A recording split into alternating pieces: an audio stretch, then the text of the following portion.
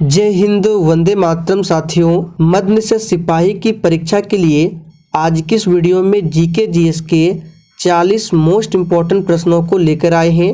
बिल्कुल आपके exam pattern पर आधारित प्रश्न है। और देखिए, आपके एग्जाम में अब केवल 3 दिनों का ही समय बचा हुआ है।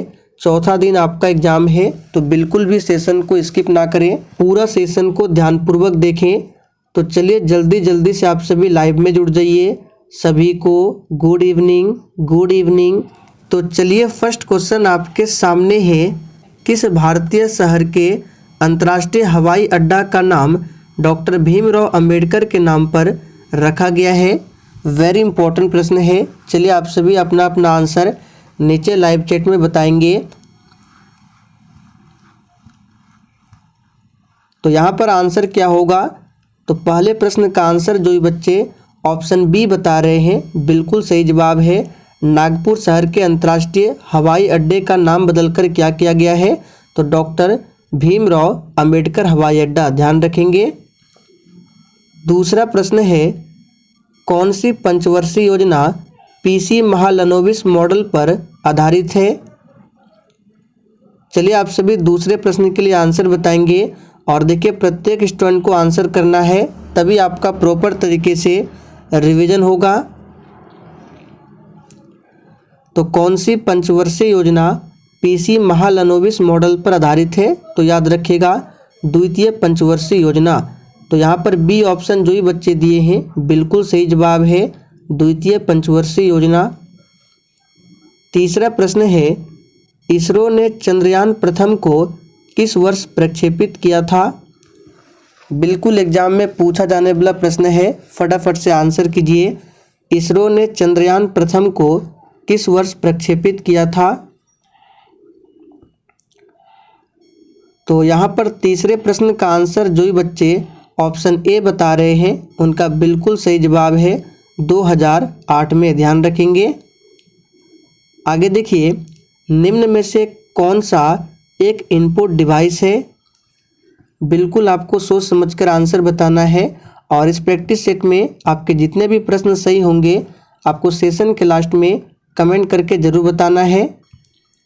तो यहाँ पर देखिए, कौन सा इनपुट डिवाइस है? तो याद रखिएगा OCR, ये क्या है? इनपुट डिवाइस है। बाकी ये जो भी प्रोजेक्टर, हेडफोन, प्रिंटर, ये क्या है?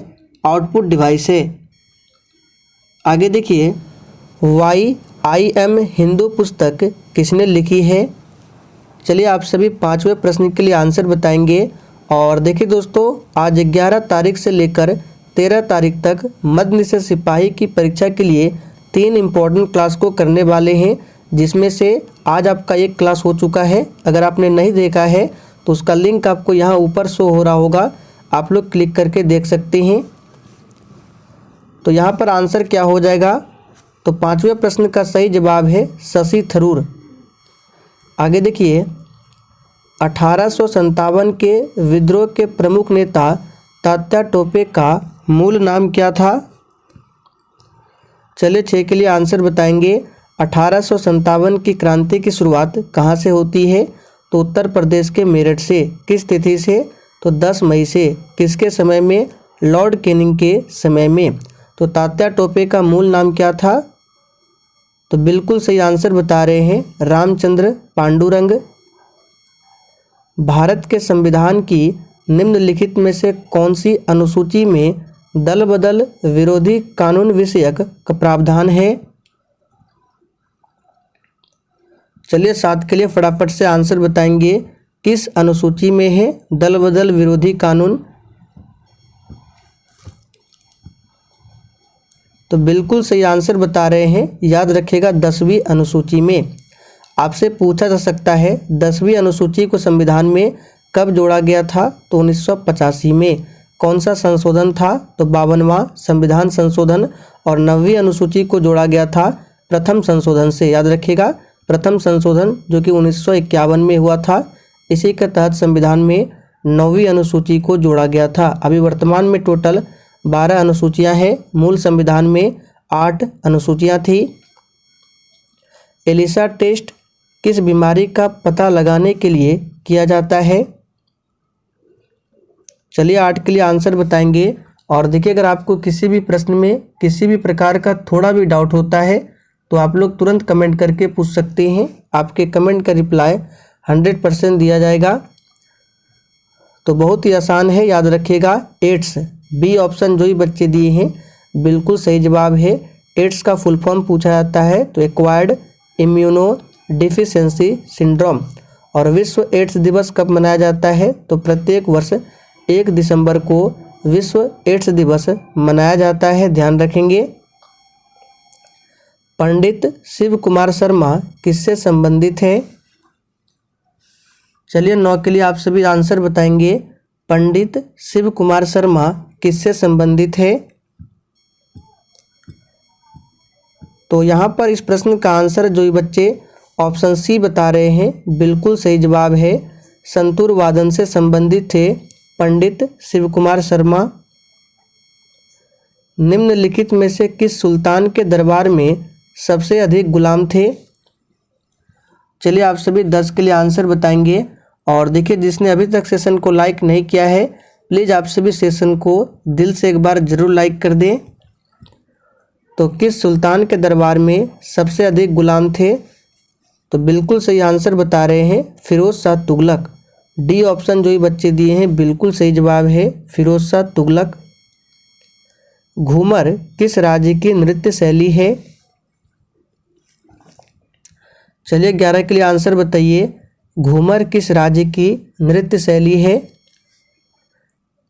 तो यहाँ पर जो ही बच्चे लाइव चैट में ऑप्शन सी बता रहे हैं बिल्कुल सही जवाब है, राजस्थान राज्य की नृत्य शैली है घूमर, याद रखेंगे।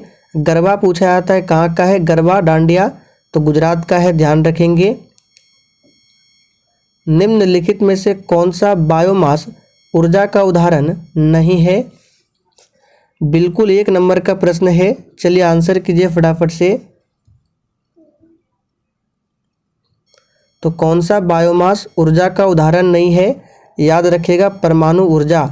यहाँ पर सी ऑप्शन जो ही बच्चे बता रहे हैं बिल्कुल सही जवाब है। देखिए, कोयला में सबसे उच्चतम क्वालिटी का कोयला कौन सा होता है? एंथ्रासाइट। और सबसे लो क्वालिटी का कोयला होता है पीट, ध्यान रखेंगे। KWH यानी किलोवाट आवर, ये किसकी इकाई है? इस प्रश्न को आप सभी मार्क करके रखेंगे। ऐसे तो इजी प्रश्न है लेकिन एग्जाम में पूछा जा सकता है। किलोवाट घंटा ये किसकी इकाई है? तो यहाँ पर जो ही बच्चे डी बता रहे हैं बिल्कुल सही जवाब है, ऊर्जा की इकाई है। त्वरण का एसआई मात्रक क्या होता है? तो मीटर प्रति सेकंड स्क्वायर होता है। शक्ति का क्या होता है? वाट होता है। भारत में प्रथम रेल टर्मिनस कौन है? चलिए 14 के लिए आंसर बताएंगे। और आज रात 9 बजे की क्लास बंद है तो किसी को वेट नहीं करना है। तो भारत में प्रथम रेल टर्मिनस कौन है? तो याद रखिएगा सही जवाब है यहाँ पे option C, Chhatrapati Shivaji terminus.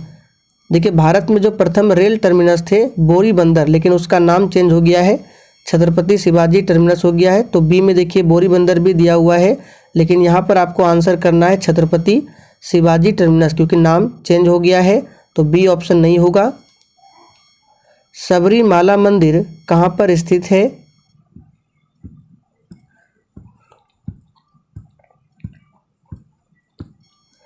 तो हमने आपको काफ़ी बार प्रैक्टिस सेट में बताया है। तो यहाँ पर जो ही बच्चे सी बता रहे हैं बिल्कुल सही जवाब है, केरल में है सबरीमाला मंदिर। केरल को याद रखिएगा गरम मसालों का राज्य कहा जाता है। केरल में सबसे अधिक साक्षरता प्रतिशत है, याद रखिएगा। दुनिया का सबसे ऊंचा रेलवे पुल किस नदी पर बनाया गया है?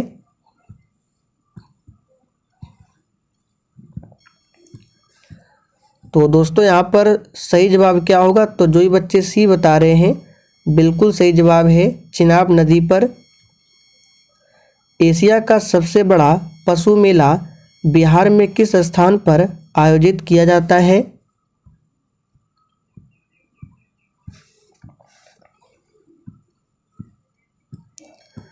तो यहाँ पर 17 का आंसर क्या होगा? सोनपुर, याद रखिएगा।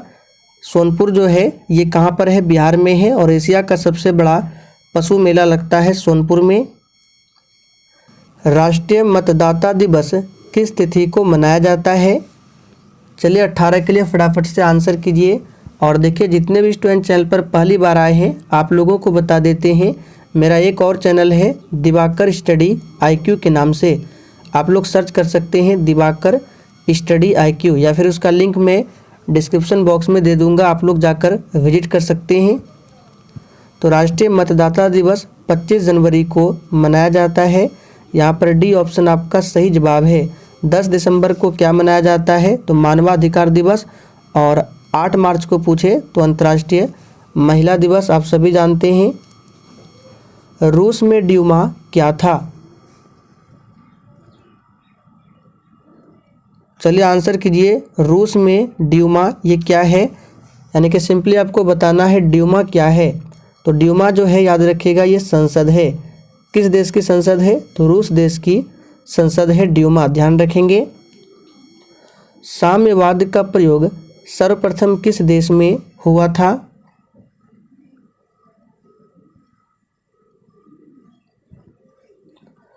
तो दोस्तों ध्यान दीजिए, साम्यवाद का प्रयोग सर्वप्रथम किस देश में हुआ था? तो यहाँ पर सही जवाब है ऑप्शन सी, रूस में।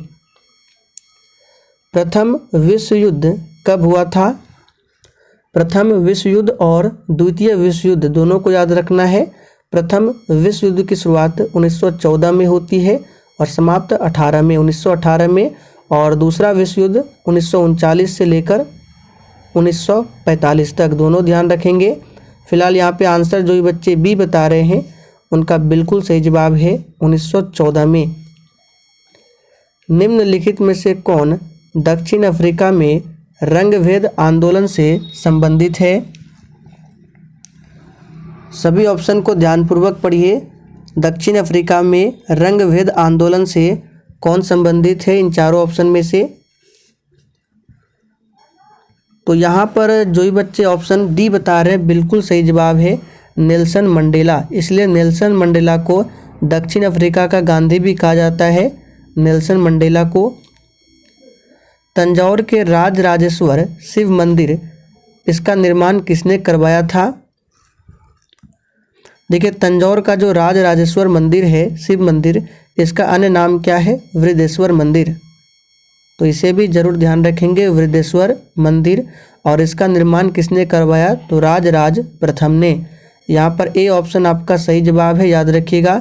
विजयालय को ध्यान रखना है, कौन थे? तो याद रखिएगा ये चोल वंश के संस्थापक थे विजयालय। और चोल वंश की राजधानी कहाँ थी? तंजौर। प्रधानमंत्री ग्राम सड़क योजना किस वर्ष में शुरू की गई? बिल्कुल सिलेक्टेड प्रश्न है, आंसर कीजिए। प्रधानमंत्री ग्राम सड़क योजना किस वर्ष में शुरू की गई? तो यहाँ पर जो भी बच्चे ऑप्शन बी बता रहे हैं बिल्कुल सही जवाब है वर्ष 2000 में। ओलंपिक खेलों में भारत ने प्रथम बार हॉकी का स्वर्ण पदक कब जीता था? ये प्रश्न भी आपके एग्जाम के लिए इम्पोर्टेंट बन सकता है, इसको मार्क कर लें। तो प्रथम बार हॉकी का स्वर्ण पदक भारत ने कब जीता था ओलंपिक खेलों में? तो याद रखिएगा 1928 में। नेपोलियन बोनापार्ट निवासी था। तो नेपोलियन बोनापार्ट किस देश का निवासी था? आपको आंसर करना है। कार्ल मार्क्स को भी ध्यान रखना है, कार्ल मार्क्स जर्मनी के निवासी थे, जबकि नेपोलियन बोनापार्ट फ्रांस देश के निवासी थे।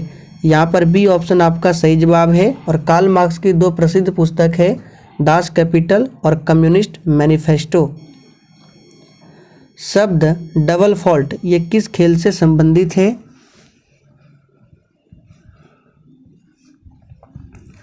चलिए आंसर बताइए फटाफट से। डबल फॉल्ट शब्द जो है ये किससे संबंधित है? तो यहाँ पर जो ये बच्चे डी बता रहे हैं बिल्कुल सही जवाब है, लॉन टेनिस से संबंधित है। निम्न में से किस क्षेत्र को खनिज पदार्थों का भंडार कहा जाता है? चलिए आप सभी 28 के लिए फटाफट से आंसर कीजिए। किस क्षेत्र को खनिज पदार्थों का भंडार कहा जाता है? तो याद रखिएगा छोटा नागपुर।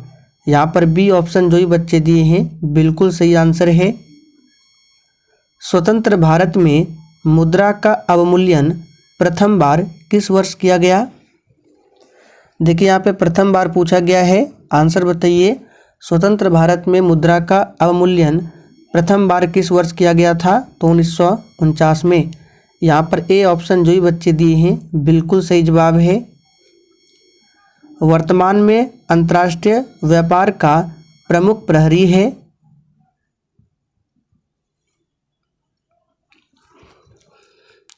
तो अंतर्राष्ट्रीय व्यापार का ये है विश्व व्यापार संगठन, जिसको WTO वर्ल्ड ट्रेड ऑर्गेनाइजेशन याद रखेंगे। इसका हेडक्वार्टर स्विट्जरलैंड के जिनेवा में है। विश्व बैंक और अंतर्राष्ट्रीय मुद्रा कोष IMF, इन दोनों का हेडक्वार्टर कहाँ पर है? तो वॉशिंगटन DC में है। अंतर्राष्ट्रीय शांति और सुरक्षा संविधान के किस अनुच्छेद से संबंधित है? चलिए 31 के लिए आंसर कीजिए। अंतर्राष्ट्रीय शांति और सुरक्षा ये संविधान के किस आर्टिकल से संबंधित है? तो याद रखिएगा अनुच्छेद 51 से। जेट इंजन किस सिद्धांत पर कार्य करता है? चलिए 32 के लिए आंसर कीजिए फटाफट से। जेट इंजन किस सिद्धांत पर कार्य करता है? तो याद रखिएगा रैखिक संवेग संरक्षण के सिद्धांत पर कार्य करता है जेट इंजन। तो जो भी बच्चे ऑप्शन सी बता रहे हैं उनका बिल्कुल सही आंसर है। अल्जाइमर रोग में मानव शरीर का कौन सा अंग प्रभावित होता है? चलिए 33 के लिए आंसर कीजिए। अल्जाइमर रोग में मानव शरीर का कौन सा अंग प्रभावित होता है? तो याद रखिएगा इससे मस्तिष्क प्रभावित होता है। ऊर्जा पिरामिड खाली स्थान अवस्था में होता है? इस प्रश्न को आप सभी मार्क करके रखेंगे, वेरी इंपॉर्टेंट प्रश्न है। ऊर्जा का जो पिरामिड है ये किस अवस्था में होता है? तो इस प्रश्न को अभी याद कर लीजिए, सीधी। याद रखिएगा यहाँ पर आंसर क्या होगा? बी ऑप्शन, सीधी अवस्था में। निम्न में से कौन से विकिरण की सबसे कम तरंगदैर्घ्य होती है? यहाँ पर आपको ऑप्शन के अकॉर्डिंग आंसर बताना है। तो यहाँ पर जो भी बच्चे बी बता रहे हैं बिल्कुल सही जवाब है गामा किरण, याद रखेंगे। और गामा किरण की जो भेदन क्षमता है सबसे अधिक है, लेकिन इस विकिरण की सबसे क्या है? तरंगदैर्घ्य सबसे कम होती है, लेकिन भेदन क्षमता सबसे अधिक। एक्स किरण का खोज किसने किया था? रॉन्टजन ने। यूरिया का रासायनिक नाम क्या है? और देखिए बिल्कुल ईमानदारी पूर्वक आप लोगों को अपना अपना स्कोर कमेंट करके बताना है। तो यूरिया का फॉर्मूला भी आपको ध्यान रखना है, CONH2 इस तरह से लिखा जाता है, और इस तरह से भी लिखा जाता है NH2CONH2। तो यहाँ पर आंसर क्या हो जाएगा? यूरिया का रासायनिक नाम क्या है? सभी मूल बलों में सबसे दुर्बल है, यानी सबसे दुर्बल बल कौन सा है? तो यहाँ से दो प्रश्न याद रखिए, सबसे दुर्बल और सबसे मजबूत। सबसे मजबूत जो है नाभिकीय बल है, आप सभी जानते हैं नाभिकीय बल, और सबसे दुर्बल जो है ये गुरुत्वीय बल है। तो यहाँ पर डी ऑप्शन आपका सही आंसर है। एक वाष्प इंजन ऊष्मीय ऊर्जा को खाली स्थान में परिवर्तित करता है?